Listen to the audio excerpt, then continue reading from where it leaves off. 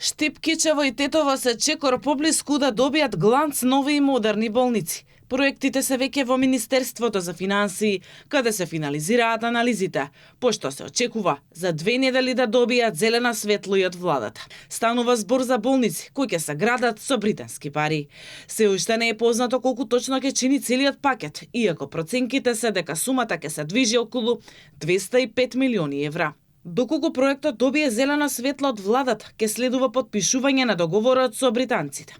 Министерот Азир Алиу вели дека од македонска страна подготовките се речиси завршени. Знаете дека G2G програмата веќе е на крај. Јас имав неколку состаноци и со владата во Велика Британија, но исто така и со финансиските институции. Ценам дека веќе од наша страна све е завршено. Ценам дека за недела 2 Министерство за финансии ќе излезе со информација на некоја од следните седници на влада, за да може да се потпише договорот помеѓу нас и финансиската институција. Како и да е, проектите ни се од витално значење. Од владата велат дека инвестициите во здравствениот систем продолжуваат и во наредниот период, со цел модерно, достапно и квалитетно здравство за сите граѓани.